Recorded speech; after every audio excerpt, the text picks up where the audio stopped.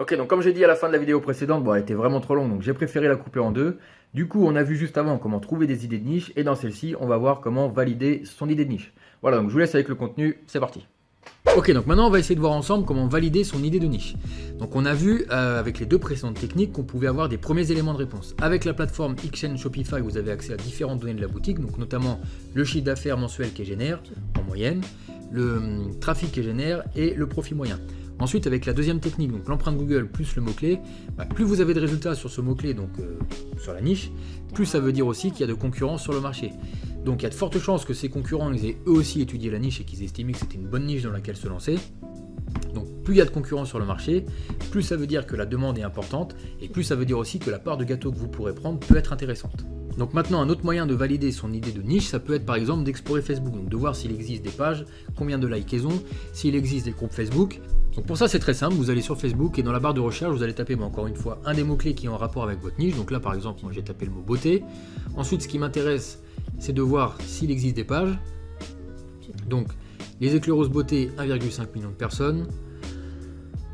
Il y a beauté, passion beauté, 78 000 personnes, beauté maghrébine, donc ça on va dire que c'est une niche dans la beauté.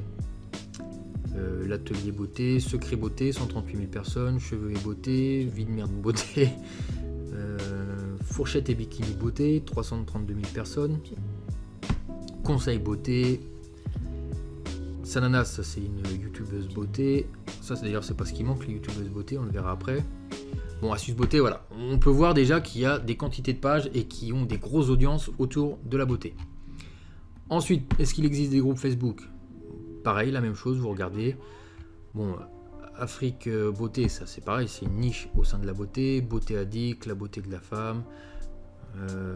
Quand beauté rime avec santé, le bon coin de la beauté.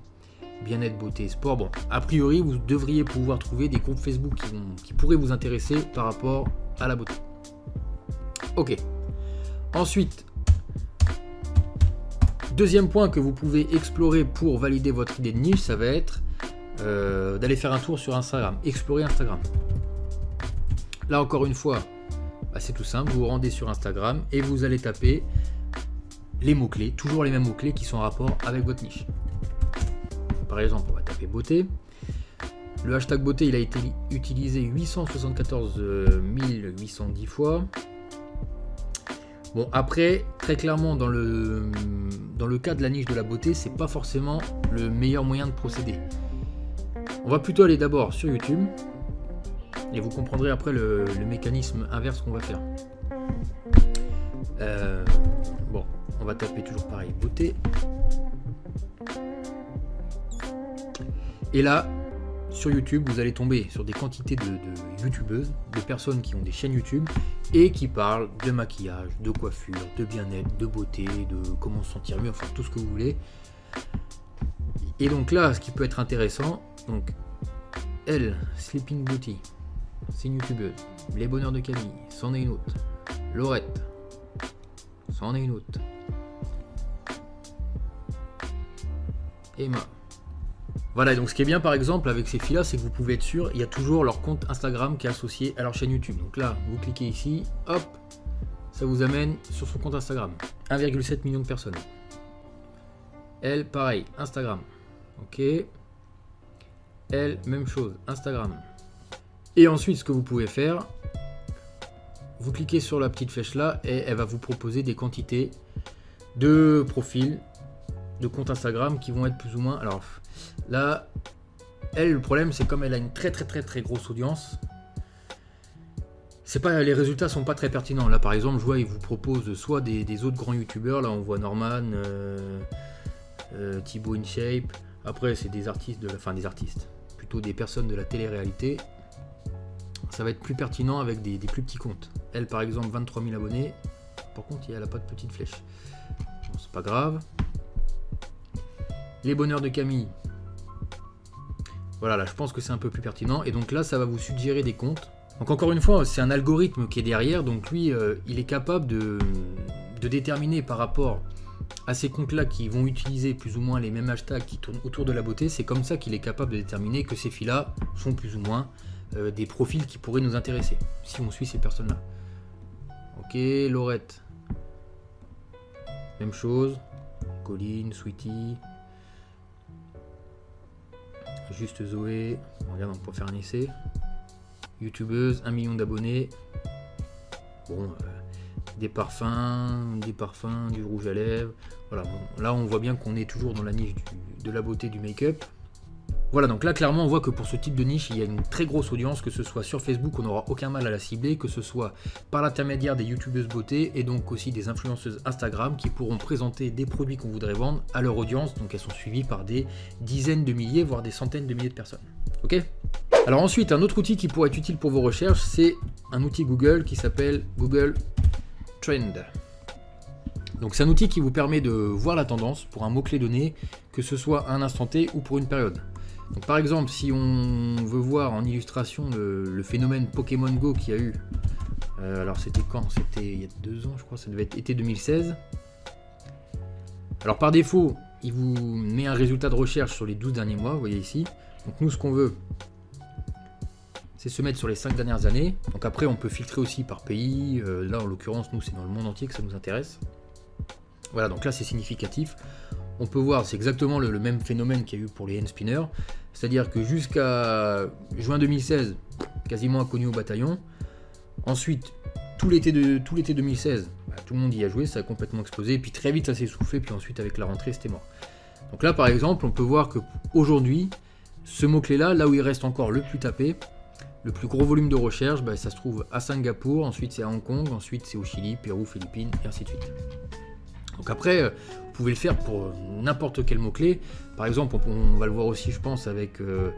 là, dernièrement, il y a eu la mort de Johnny. C'était quand? C'était en fin d'année 2017. Voilà, donc là, on peut très vite voir que c'était autour du 3 décembre. Ça devait être même le 3 décembre. Je pense que si on reporte ça sur les 5 dernières années, voilà. Là, clairement... On voit qu'en décembre 2017, en tout cas, pour quelqu'un qui n'a pas su, qui a loupé que Johnny a été mort, il peut très vite comprendre qu'il s'est passé quelque chose le 3 décembre. Et bien évidemment, parmi les résultats de recherche, c'est la France qui est positionnée ce coup-ci. Parce que là, du coup, encore une fois, c'est la recherche dans le monde entier. Qui a tapé ce mot-clé-là le plus dans le monde entier? Puisque j'ai pas filtré. Donc, forcément que ça paraît évident. En premier résultat, c'est la France. En deuxième, Nouvelle-Calédonie, Madagascar, Réunion, Guadeloupe, enfin, tout ce qui est francophone au final. Ok, alors après vous, du coup, le but, ça va être de transposer ça, encore une fois, par rapport à des mots-clés qui définissent votre boutique ou qui peuvent définir vos produits. Ça peut être intéressant, par exemple, pour connaître la tendance actuelle pour un produit en particulier. Je sais pas, moi, par exemple, on pourrait parler... admettons les bougies. Les bougies, parce que ça, je pense que ça peut être... un exemple dans le sens où... Attendez, j'attends de voir les courbes. On va se référer sur les 5 dernières années. Voilà. Là, ça nous permet de voir aussi que c'est donc au-delà du volume de recherche qui augmente au fil des ans, il y a des pics de croissance et qui ont l'air à peu près régulières. Et si on se réfère aux pics de croissance, vous voyez là on est courant décembre, novembre, décembre.